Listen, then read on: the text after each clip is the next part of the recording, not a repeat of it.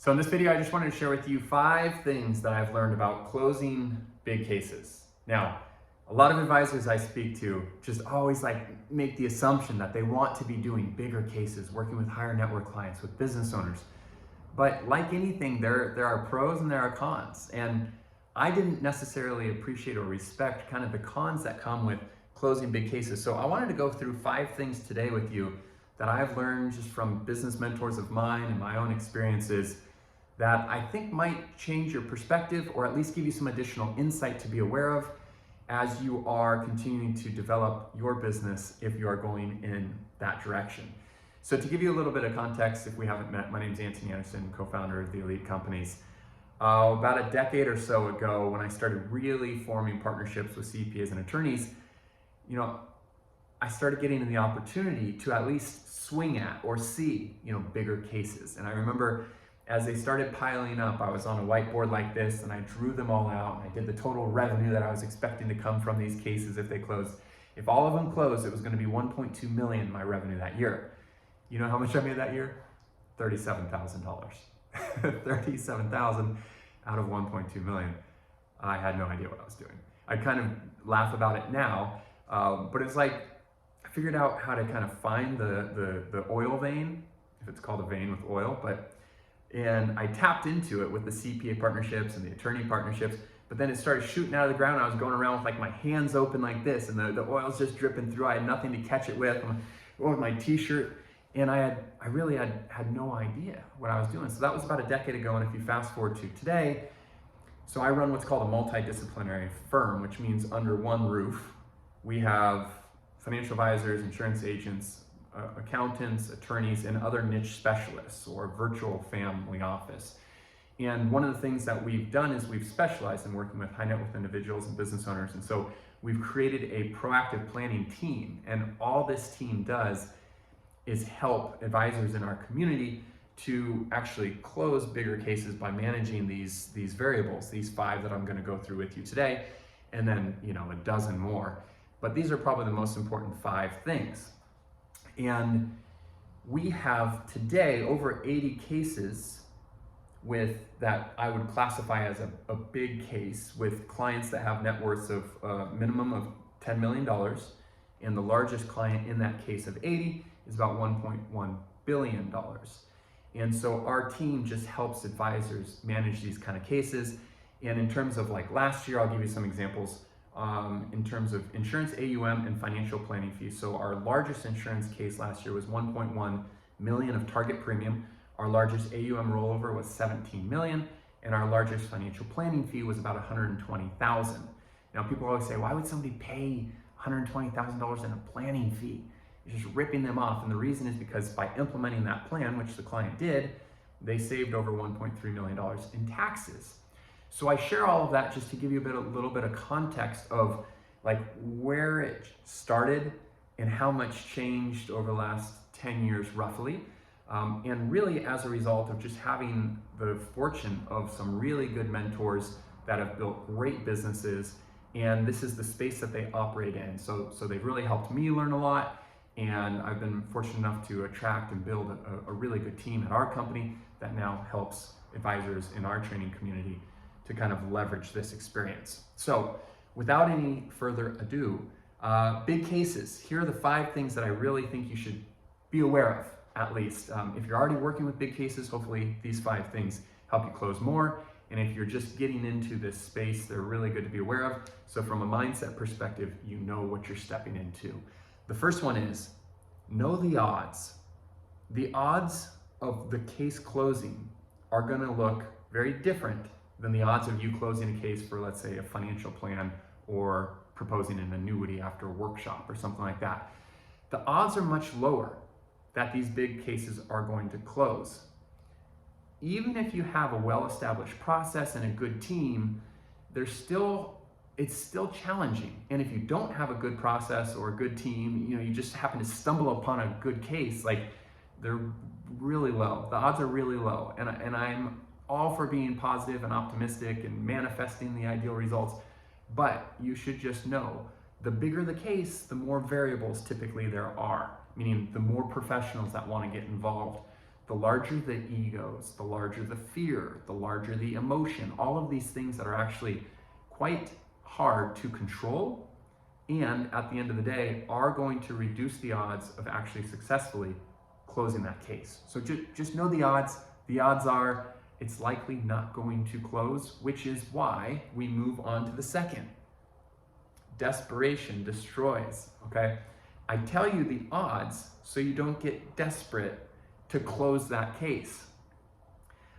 Unfortunately, when people get in front of a big client or a big case and things start moving, especially if there's like an initial yes and then it's like an application or we're applying for something, you start getting emotionally attached to the potential outcome. And all of a sudden it starts getting very hard to accept that it might not close. Now, I'll tell you a personal experience I had with a business partner at one of our first like large cases. And it was going to be, low six figures to both of us. He took his wife to the Cadillac dealership because he wanted his wife to pick out the car. He was going to buy her when the case closed. Guess what happened when it started going sideways? He got desperate. Like, you can't attach yourself emotionally to the outcome that you don't control. All you can do is stack the odds in your favor by having a good team, by having a well-established process, but you can't attach yourself to the outcome, because as soon as you start getting desperate, it will destroy the case. It will destroy the case. All right, you have to know the players. And of course, those are the professional players, right? You've got likely they have a CPA, they might have another advisor, they have an attorney. If they're a business owner, they probably have a CFO, a controller. So those are the professional players. You have to know who they are and have a direct line of communication before you start making suggestions. Because if you start making suggestions and you don't know the players, your client or potential client is going to talk. And if you don't have a direct line of communication, you're losing control of that variable. You don't know what that CPA is going to tell the client. You reach out, you have a conversation with all of the professional players before the suggestions start being made. You let them know you appreciate the relationship they have with that client. You want to have an open line of communication. So if they have any concerns or questions, please bring them to you. You want to have a chance to have that dialogue before they express any doubt to your potential client. And then the unknown players, and those sometimes are the ones that really screw things up. Those are like the sister-in-law that read an article in Forbes magazine and she forwarded it to your client. That's the overbearing parents. Even though your client's 35 years old, the parents still have a say. Or the rich uncle that made his money in something completely unrelated to what you're doing, he still has a say. It's the known players and the unknown players. So just anticipate them getting involved at some point, because again, the bigger the case, the more people are involved, the more opinions people have. Next, you got to put on the marathon shoes. Like, this isn't a sprint. And this used to blow my mind how long things took, especially because there's a lot of professionals involved often, and the individual client you're talking to is likely busy. Like, they've got other responsibilities and obligations, and so these things can drag out.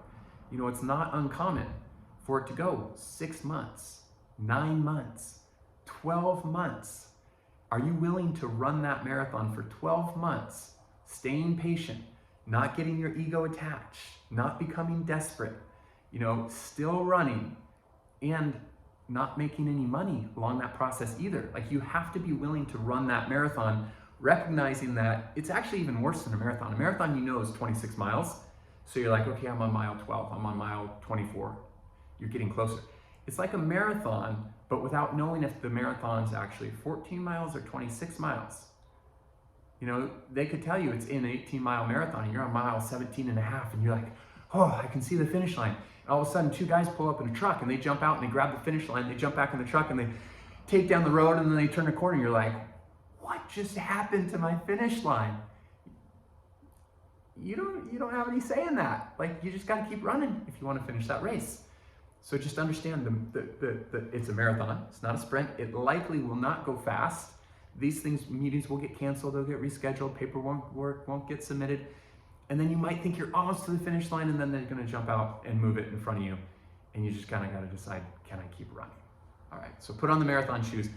And then lastly, this is an interesting one. And one of my mentors really helped me understand this as I was getting confused on why clients weren't moving forward with some of my planning. It's not about the numbers. Like when you tend to work with, let's say, baby boomers with retirement planning, a lot of times it comes down to, can I afford that? Can I adjust my budget to invest how much you're telling me? You know, it's about the numbers. A lot of times with larger clients, it's not a question of can they afford it. Other variables come into effect, like how complex is it? Like how much is it going to take me to really invest mental capital, energy, and time to understand what you're proposing? Too complex? I don't like it. How hard is it going to be to maintain it? Like once I put it into place, like how much time is this going to take me monthly, annually? What's the chance that this creates an audit for me? Like, is the juice worth the squeeze, right? And what's the impact? Is it financial? Is it legacy?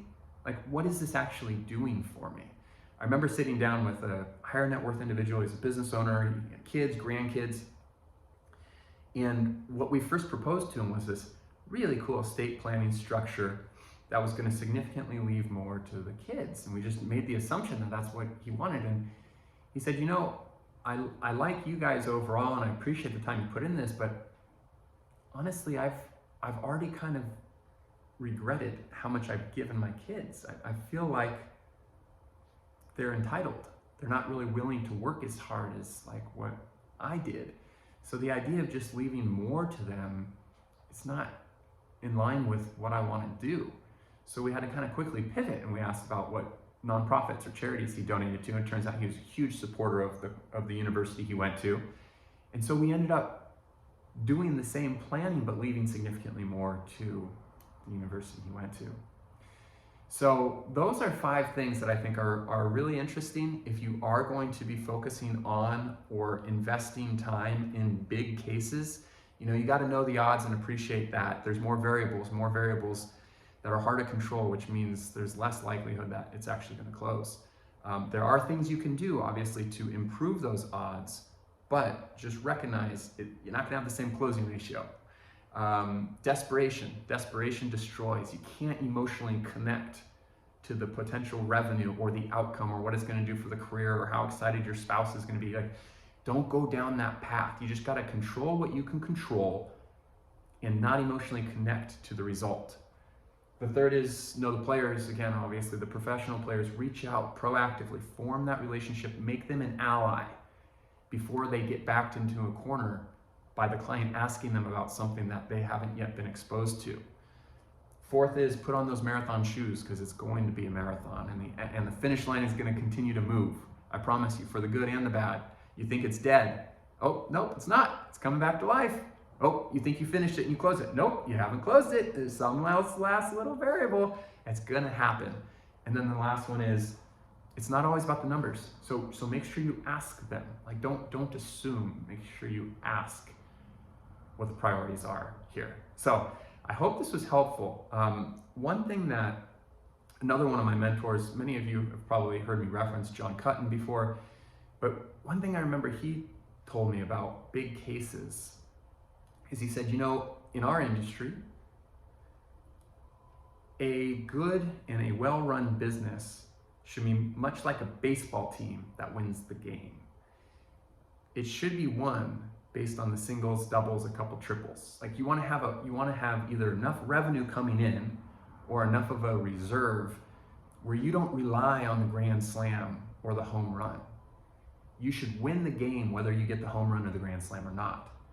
Like the home run and the grand slam are excited for ESPN. You know, you can talk about the big cases and case review calls, but your business should be predictable enough in terms of revenue and growth based on the singles and doubles. And so that way the big cases just become fun and meaningful because we actually get to solve complex problems and bring tremendous value to clients. So if you found this interesting and helpful, do me a favor, give it a thumbs up. It lets YouTube algorithms know that people enjoy the content. And if you agree or disagree, let me know. Let me know what you think in the comment section below. I'll read them and reply to them myself. And lastly, if there's anything that we can do for you, either with helping you get in the place where you are, getting in front of or closing bigger cases, or in general, just building a more predictable and enjoyable business for yourself, I'll be sure to include a link to a strategy session in the description below. So that's it for today. I hope you enjoyed the video. Thanks.